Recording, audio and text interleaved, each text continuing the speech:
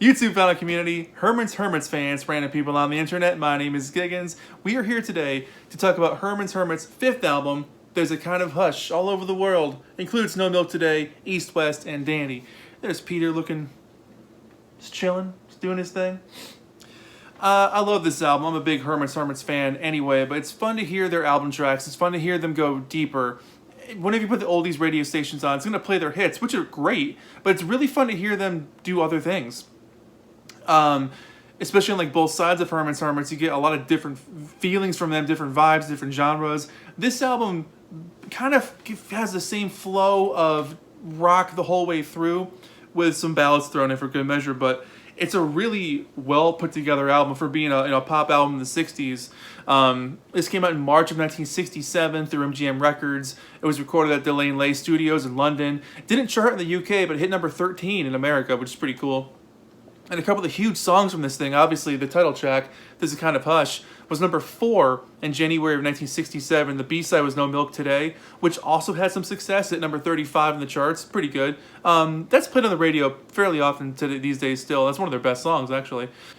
There's a Kind of Hush was also their last top 10 single in America, going gold, which is pretty impressive. And then Dandy, backed with My Reservation's Been Confirmed, came out in September of 1966, and that's also on this album as well, where Dandy peaked at number 5 on the charts. So you had a couple of really big hits on this album as you were picking it up. This happens to be a mono copy in particular. I love these back covers from the 60s. They're so simple, but they're so cool. Just an awesome cover.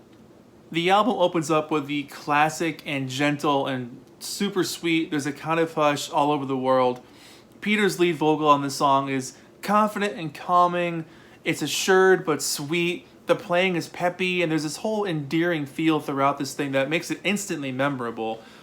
It's a total classic. It's one of those songs where I grew up with it. I grew up with so much of that 60s British invasion stuff. So whenever I hear a song like this, it instantly takes me back to being a kid hearing the song for the first time. Especially the vocals at the end where they're doing the hush. Like, what a clever little trick to put onto the end of the song. It's just a really well-composed track, full of heart, full of emotion, and it's one of those things you can hear in any year and still absolutely fall in love with this song. Great track, great way to start the album. Then you get Saturday's Child. Real smooth guitar riff, real slinky on this one. The vocal interplay by the group is really cool, so it's not just Peter, you get some of the other guys joining in as well. The strings are a cool addition to that slightly edgy guitar riff, and the chorus vocal harmony is so much fun with those chords. I love the fade out ending, really cool song. If you're thinking what I'm thinking, this is written by Boyce and Hart of Monkees fame, which is pretty sweet.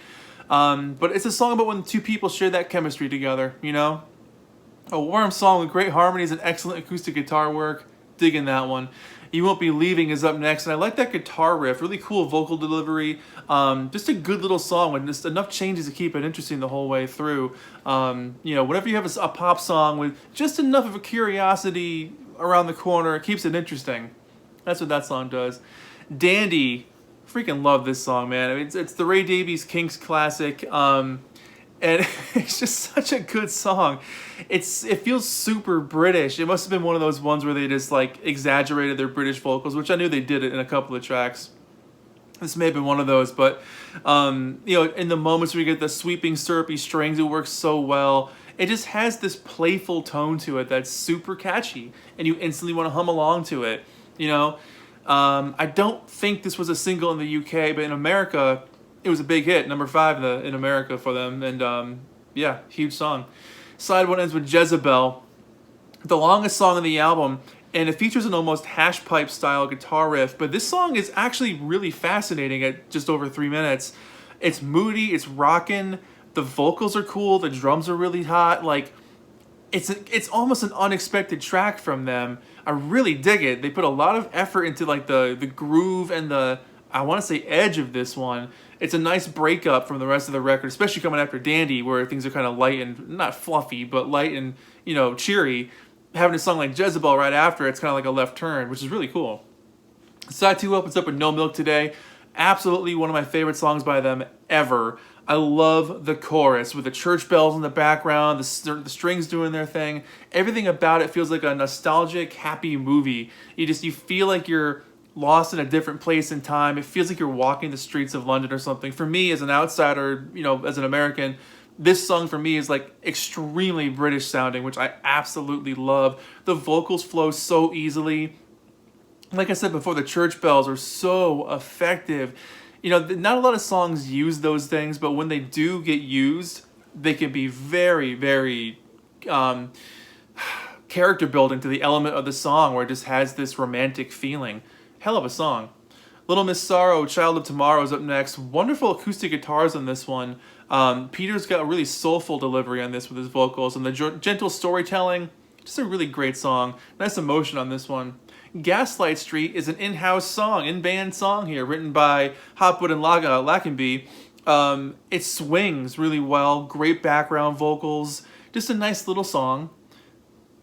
Up next we've got Rattler, and this song's cool. It's a song about life on the road. There's great guitar playing, catchy ba-ba kind of vocals on this one, and album highlight for sure. Just upbeat, rockin', lets you know it's here. Yeah, heck of a song. And then East West, the last song on this album, which is featured on the front cover. A nice calm song to end the album with. Great guitar picking, again with those nostalgic sounding kind of syrupy strings, church bells again. The shuffly drums I think are a nice touch to give it a little bit of a percussive element without being overwhelming. Just a great closer on this thing. Here's the back cover. And the original inner sleeve is long gone, so I put it into one of these nice MoFi sleeves. But the record itself is in absolutely stunning shape. The old school MGM logo there.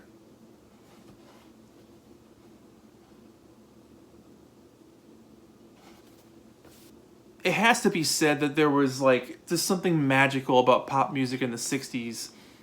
There was such an inventive quality. There was such a hunger to create something that would be on the radio forever.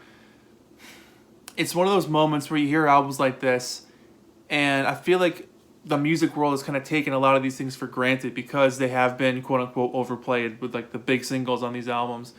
And a lot of these bands go down in history only known for their singles, which there's nothing wrong with that. I would love to be in a band where I had like 2 hit songs and I pieced out after that. It'd be incredible. But when you have bands like this, these guys have sold over 60 million records worldwide. Like, humongous band. Humongous band. So, when I talk about records like this from the 60s and these groups that I feel need such a deep dive onto their career, they need like a good documentary, they need really well-preserved interviews. This is rock and roll history. This is pop music history. It's part of the contextualization of what was life like in 1967 when this thing came out, you know? It's a fascinating document into the world of pop music, and I love and appreciate this stuff so much. So to be able to review albums like this means a lot, because I feel like records like this don't get the kind of recognition they deserve. So for me, easily an 8 out of 10. It's something I really think you should listen to if you like Herman's Hermits. It's an album that I think will surprise you in parts, and in other parts be a very welcome addition to the songs you already are familiar with. So it's got a good element of like new but accessible, and a little bit of experimenting here and there with, I wouldn't say genres, but with styles of playing that you wouldn't really expect from them to make a really great listen. So to Peter Noon at Herman's Hermits, thank you for making some incredible music. One of the best 60s groups out there, man. But there's a kind of hush. Herman's Hermits, 8 out of 10 from me. Like my opinion matters. What did you think of it? Anyways, my name is Giggens. This has been Herman's Hermits. Thank you so much for watching. I'll see you guys in the next video. Take care of yourselves. Bye.